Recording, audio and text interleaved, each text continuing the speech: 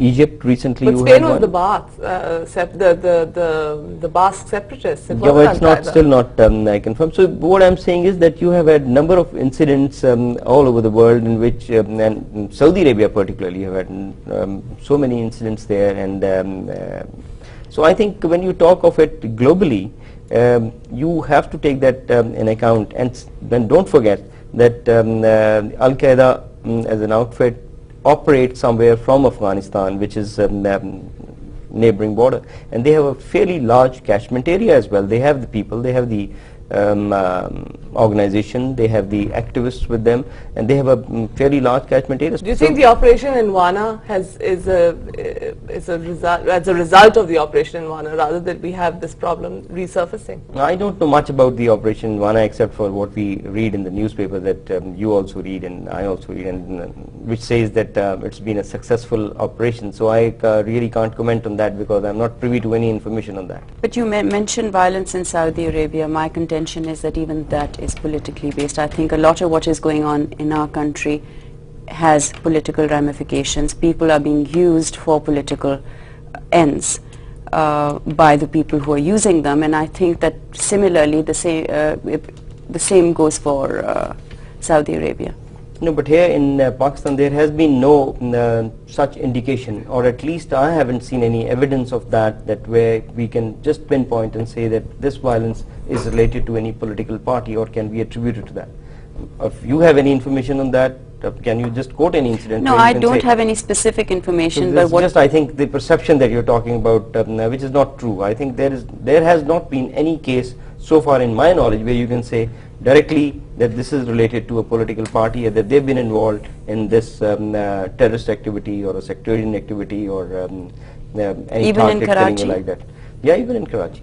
Well, we've been talking about politically motivated violence, but there is a whole other kind of violence that is on the rise in our society. You see, individuals and families and communities feel that they can now dispense justice. They have taken the laws into their own. I think that is really alarming, and there are a number of reasons why that is happening. One is because people know that there are less chances of the police or the courts acting against them. That may be one reason.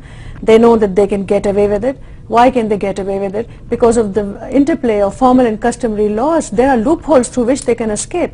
And the next reason is that there is it seems to be a rise in the level of tolerance in society to violence. You know, and that tolerance extends right across society, not just amongst ordinary people, but amongst the police, amongst the law enforcers, amongst officers of the court, amongst the judges. So I think that is a real problem that we need to look at. Why is that happening, and what are we doing to stop it? I think that is a major question. And in particular, violence against women. That is right. Within our society, and then it gets transported outside when our people go abroad.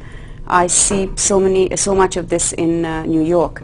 There are organizations who are trying to tackle this. In fact, local mosques in New York City are being approached to actually preach better understanding of the issues related to women, of fostering some kind of cohesive policy to work with these women. There are sanctuaries that have been created to take care of these women, because they go there, get married, go there, and then they're left to their own devices.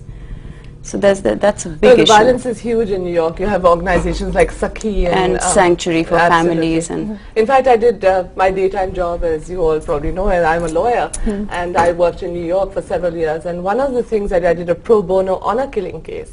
A young girl from Pakistan, from the frontier, from Peshawar in fact, whose family threatened to kill her, and we got her asylum in the U.S. and now she's going to law school. So it's a wonderful thing. But this poor girl for 3 years was in one of these sanctuaries. We had to keep her hidden because her family showed up. Her mother came with a private detective. To hunt her down. So it's a huge problem there as well. I mean, it's true. It's the same problem in England. You have terrible problems among the Asian community, and that's not to say that there's no violence amongst other communities. They say that a woman is but our concern is our own 18 problems. seconds or something. But we are concerned with women from this part of the world. So what kind of limitations do you feel that the law enforcement agencies have? I mean, what can be done to help? Because what you're saying is that things have improved, so the police is doing a good job. And I think generally the perception also is that there has been a marked improvement in the police. You're smiling. I'm glad to hear that. There is definitely this perception, and people are generally saying good things. But what more should be done to strengthen the police? Well, I and think their powers. Yeah. Let me first say that when you talk about honor killings, you talk about honor killings and mention the case in New York and in UK. There are two very significant cases that took place in UK. One was Rukhsana Na's case, a 22-year-old girl, and the other was Jenna Briggs' case. In one case, the girl was murdered, and in the other, she was able to run away from house, and she had changed her identity, and she's still on the run along with her husband. And her parents are still pursuing her, and they have hired a bounty killer for that. So what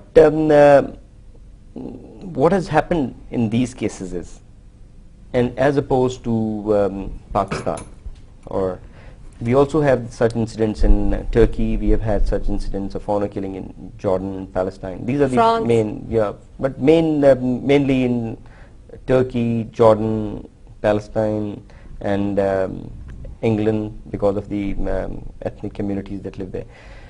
The difference between those countries and ours is, like very rightly mentioned, that there, the criminal justice system nabs those people, and within, if not days, definitely within months, the perpetrators of the crime are booked and they are in jail.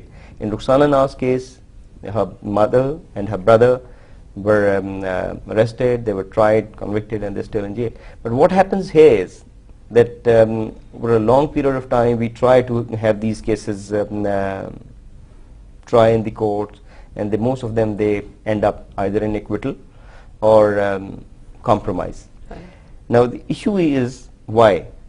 There are two things that are I think very important here. One, we do not have enough because everything, like you lawyer you will understand, is that most of our cases are dependent on ocular evidence. We do not have the support of the forensic, which is a must to try the cases, and ocular evidence in such cases is very difficult to get because the whole issue relates to the family and within the family. So it's very difficult to get the ocular evidence, and without the ocular evidence the ends of justice can't be met. So that is one issue. So the second is, how do we improve our evidence collection as far as forensics are concerned? So that is the area which is very weak, and we are trying through the Access of Justice program and through the other government I think grants and aid, we are in negotiations with the foreign countries to help us set up state-of-the-art forensic facilities like fingerprinting system, like labs and forensic lab, DNA testing, finger identification printing and things like that. Surely there should be a fallout of 9/11, you know, we should be getting all this equipment in anyway. Yeah, we are hoping to get some equipment, but it is in the pipeline. Right. So what I'm saying is that in the absence of ocular evidence, it is very necessary that we are able to establish these state-of-the-art centers to strengthen our evidence collection methods. Right.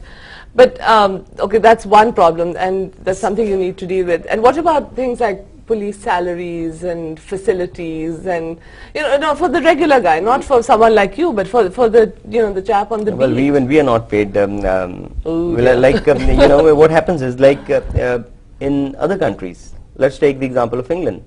In England, the public servants' salary is totally different from the police officers. The police are paid much higher salaries because of the nature of the job, number one, and the risk element involved with it. So they are paid they and the teachers, I think, are paid higher salaries. In England, I know. I don't know about America. Maybe you're able to tell about that. So I think that is one area. Look at the number of people that the police officers who get injured and killed during the service. Nobody has even thought about it. In every